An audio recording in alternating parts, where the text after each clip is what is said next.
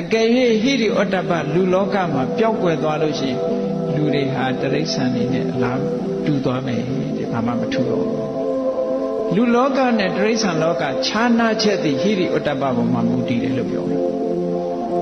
အဲ့တော့ဒီဥစ္စာနှစ်ခုကလည်းအမြဲတမ်းအရေးကြီးတဲ့အရာနှစ်ခုအဲ့တော့ဘာပဲဖြစ်ဖြစ်မကောင်းတာမလုပ်ဖို့အတွက်ကို respect ပေးပြီးတော့စဉ်းစားတာကဟိရိစဉ်းစားရမယ်ဟာငါလိုလူက